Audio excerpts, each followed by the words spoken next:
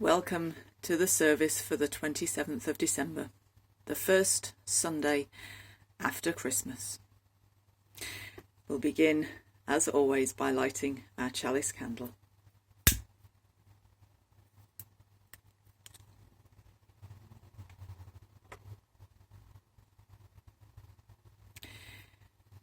Come into this space and time of worship. Come in and find peace and rest, inspiration and aspiration, fellowship and love. Come in and find light for your darkness, a friend's touch for your loneliness, and music for your soul. Come in and let your heart sing for all the blessings that are yours this day. We have made it past Christmas. Not our normal Christmas, necessarily, but still Christmas. And the run-up and the day itself may have felt a little bit more hectic and a little bit more crowded and noisy than we have been used to in our enforced isolation. And whether it has or it hasn't, I always feel the need for a very quiet time after Christmas, just to rest and to be and to breathe. So this is a service of sound and silence and the harmony between the two.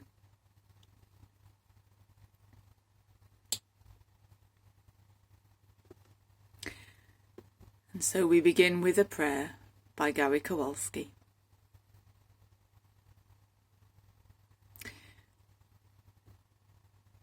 Maybe prayer doesn't mean talking to God at all. Maybe it just means listening.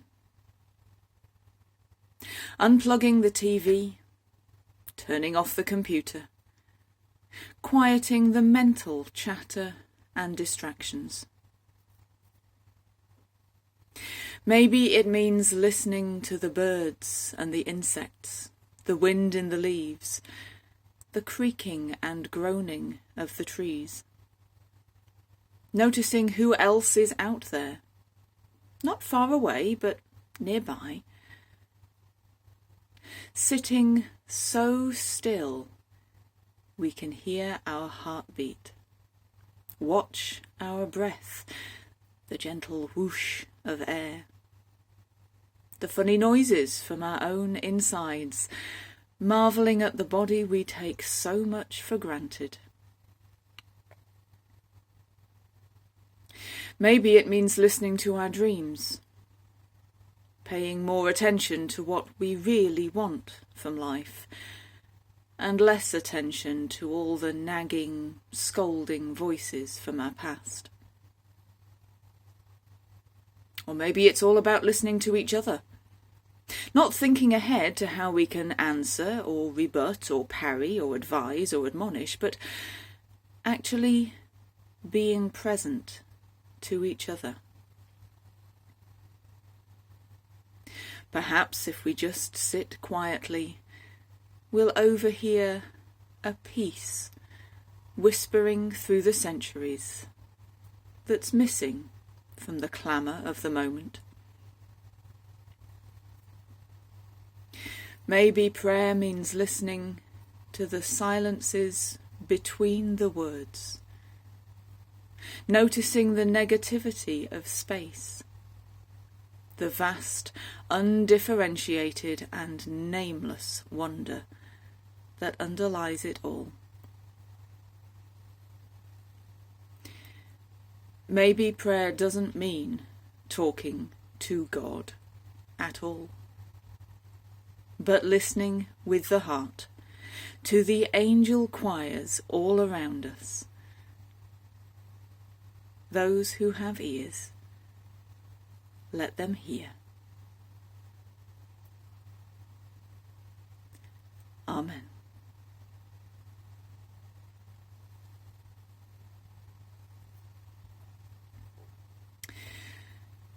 There's a story which comes from China, which tells us that once upon a time, long, long ago, there was no such thing as music. So there was no singing, no dancing, no pianos, no guitars. What the Chinese had discovered was that if you took a water pot and tapped it not too hard with a hammer wrapped in a piece of animal skin, it made a pleasant sound. So once a year, a competition was held to discover which pot maker could make a water pot that looked and sounded the best. Each year, San Lin entered the competition. Not because he wanted to win, but because he wanted the princess who presented the prize to smile at him. Unfortunately, San Lin was not very good at making water pots, and each year his water pot was misshapen, and when gently tapped either made no sound at all, or wailed a dreary "oh." Each year he returned home disappointed, not because he hadn't won, but because the princess had not smiled at him. Then came the year when his water pot was so badly shaped that when he took it in front of the judge and removed the cloth covering it, everyone burst out laughing. San Lin was so flustered that he tripped over the cloth, fell full length across the floor, and his water pot fell and smashed into 100 pieces. A boy was sent for from the royal kitchens to sweep up the pieces, and this boy liked collecting all sorts of things. So instead of throwing away all the pieces, he kept the larger bits and took them back to his room. And there he strung them up in a row across his room, and each time he walked past them, he tapped each one gently with a little hammer. And they rang out. Pom, pim, pom, pim. They do say in China that this is how music was first made. They also say that early one morning, when the princess was out walking, that she heard the sounds pom, pim, pom, pim, and they do say that she smiled.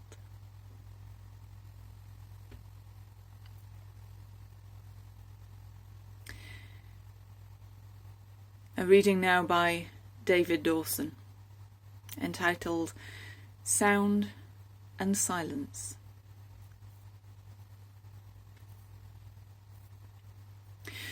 Do we now live in a noisier world? Is there a greater variety of sounds around us? Are we more or less tolerant of sound? These and other questions are asked when we think about the sounds that surround our everyday lives, the soundscape. Some sounds can be welcome to most people. The natural sound of running water, the wind in the trees, laughter, the voice of a loved one. Even mechanical sounds can be music to the ears of some. The well-tuned motor car, the steam engine. And it's not always to do with volume. Loud sounds bad, quiet sounds good. It's to do with context. The right sound in the right place is usually fine. But the wrong sound at least irritates, and it might do much worse. To be practical, there are for me two sounds that distract. Firstly, loud music, or muzak, in public places, shops, banks, even the doctor's waiting rooms. And secondly, loud conversations in public places. Nowadays these are often on the mobile phone, when business is conducted as though no one else was around. So much sound around us. Do we ever now have silence, or something approaching silence? And if we do, are we able to enjoy the beauty of silence, or are we threatened by the absence of sound? Musicians work with sound and silence, and they are of equal importance. The composer frames sound with silence. For the performer, it is often the silence between the sounds that has the greatest impact.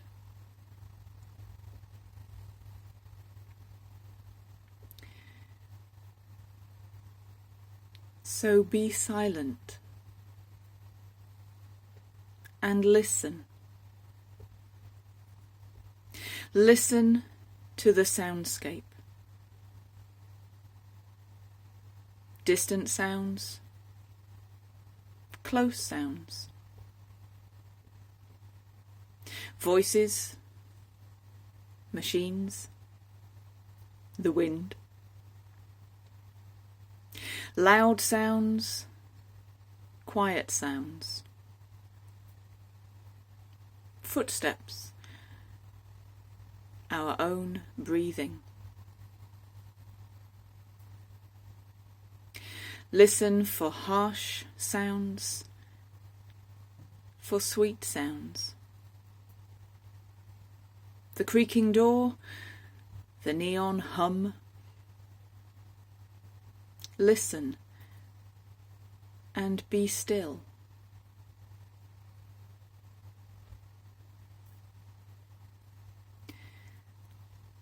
Listen to the sounds within. Uncertain, questioning sounds of the deeper self. Voices from within offering truths, answers, and more questions. The still, small voice may unlock a mystery.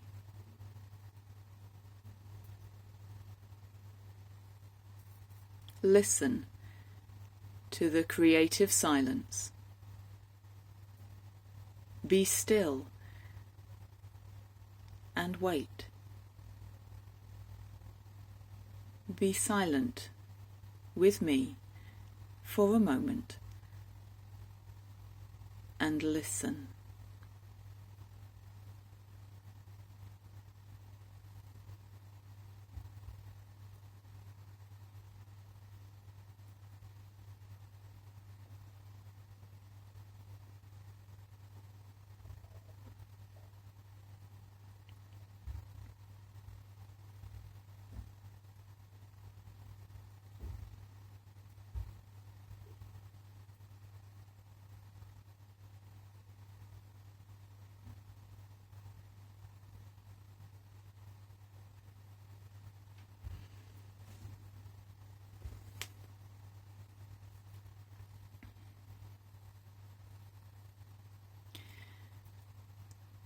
God knows the songs of our hearts and the human desire to sing.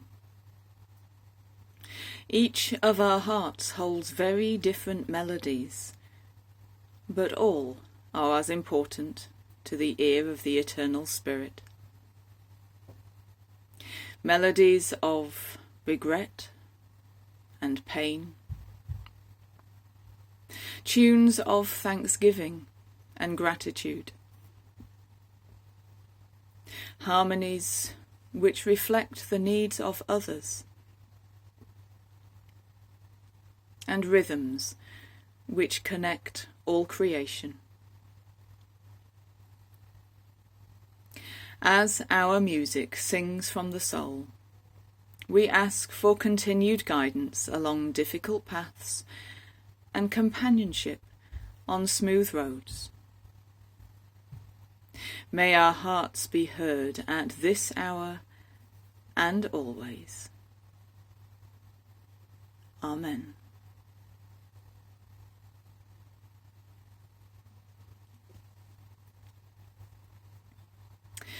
Music has always been a part of worship. whether the rhythmic chants of small tribal groups, the singing of the Torah by Jews throughout the years, the Gregorian chants heard echoing from monastery walls, hymns old and new. You could even include musical productions such as Jesus Christ Superstar and Joseph and the Technicolor Dreamcoat if you felt so inclined, along with all the other religious music written by the great composers over the years. I've always loved music.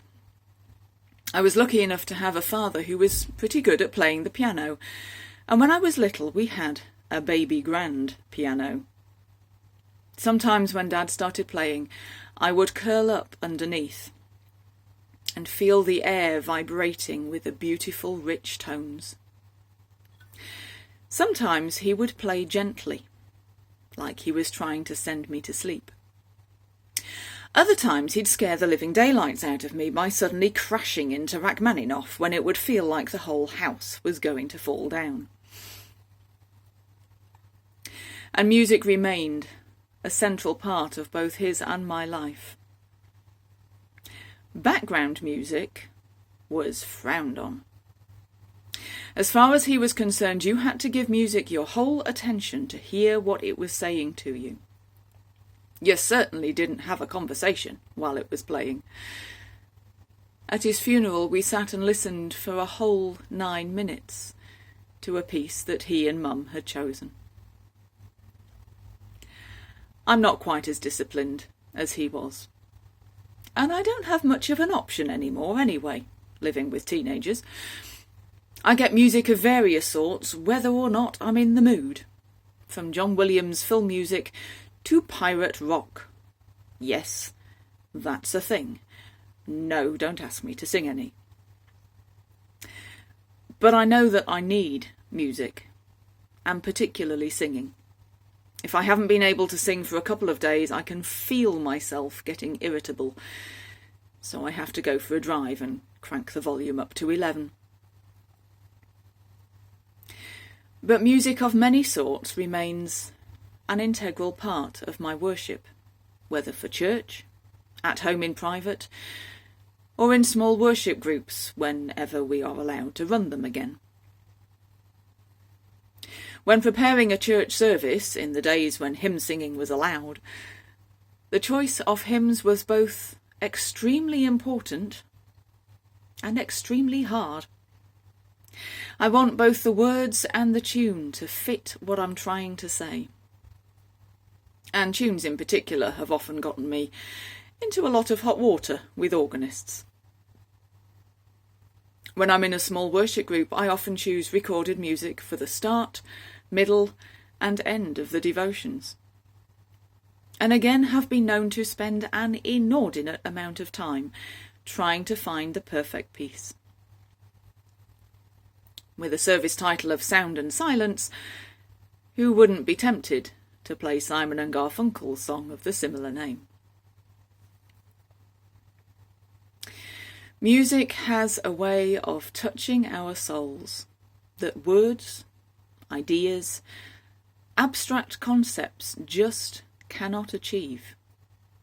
The right refrain at the right moment can resonate within us both physically and spiritually. But as David Dawson said in our reading, music is the perfect combination of both sound and silence. Without the space in between the notes, music would be mere cacophony. Without the space in between all the words, our minds would be overwhelmed with a torrent of speech. Without silence, we would never be able to hear God. People mean lots of things by silence, of course. Silence, total, absolute absence of sound, has even been used as a form of torture, as part of sensory deprivation, which is a cruel abuse of a God-given gift. That, of course, is not the sort of silence I'm talking about. Often people equate silence with peace. Which reminds me of a poem by Brian Wren with the rather startling title of Say No to Peace. Say no to peace if what they mean by peace is the quiet misery of hunger, the frozen stillness of fear, the silence of broken spirits, the unborn hopes of the oppressed. Tell them that peace is the shouting of children at play, the babble of tongues set free, the thunder of dancing feet, and a father's voice singing. That's a very noisy sort of peace and quiet. Silence in worship is not an absence of sound. I've been in many worship services where the worship leader has led meditations in which people are encouraged to listen to the sounds around them, like we did earlier.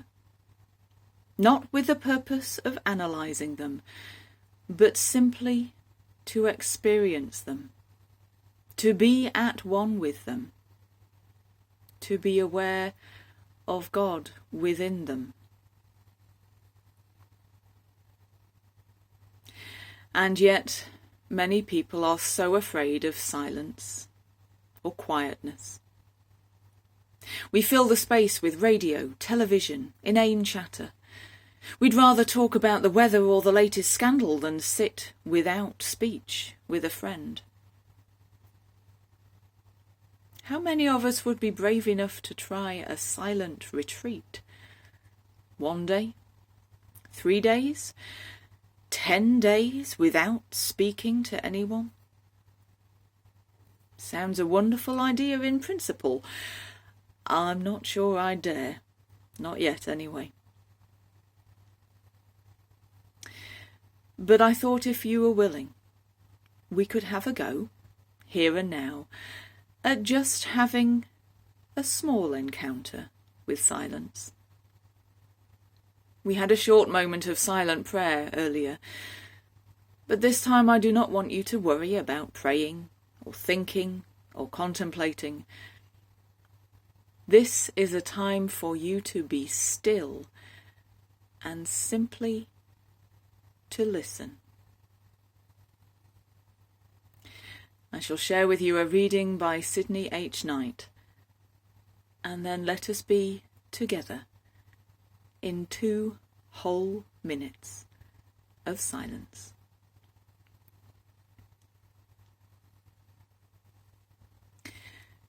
Let us be still and listen. Listen for all the sounds around us. The noise of passing traffic, the steps of passers-by, a distant train or a barking dog, an aeroplane overhead, or someone working. The wind in the leaves, the rattle of branches, the singing of birds, the patter of rain, the rustle of leaves, or the quiet of sunshine. The creak of a chair, the tick of a clock, the sound of our own breathing, the beating of our own hearts. Let us listen to the sounds within us, sounds known only to ourselves. The unspoken noisiness of our own tumbling thoughts, the silent shouting of our own feelings, the cascading pictures in our mind's eyes, all disturbing our quiet. Let us be still within. Let us listen to a stillness deeper within us. Let us listen to the voice of inner silence. Let us be still and know that God is here.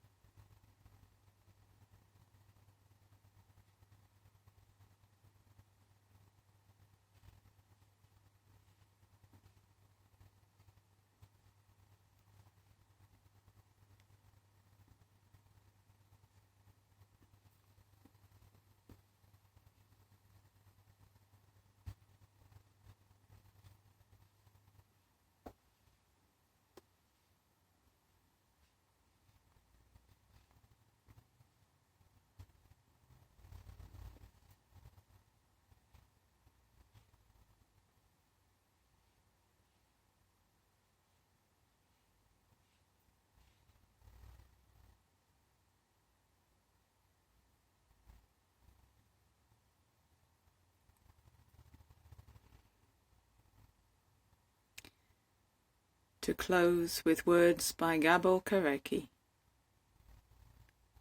May these moments of quiet renew in us the sense of joy, recreate in us the spirit of peace, revive in us the zeal of service. May we be sincere in thought, wise in speaking, courageous in deed, and ready to serve. Amen.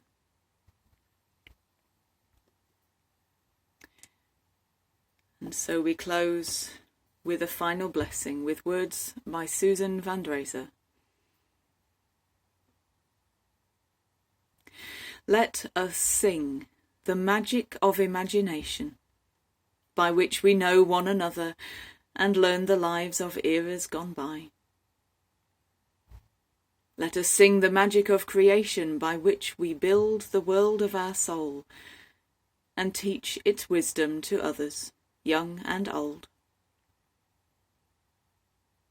Let us sing the magic of our lives together, holding and shaping by the movement of breath from heart to lung all new life that is to come. Go now with singing. Go now with magic in your fingertips and touch this world with life. Amen.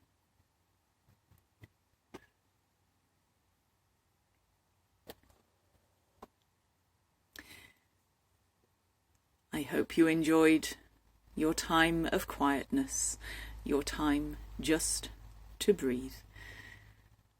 Whatever life has in store for you over the next week and the coming year, I wish you all the best. And hopefully I will see you again, same time next week, you in your home, me in mine. Until then, stay safe. Stay strong and know that you are loved.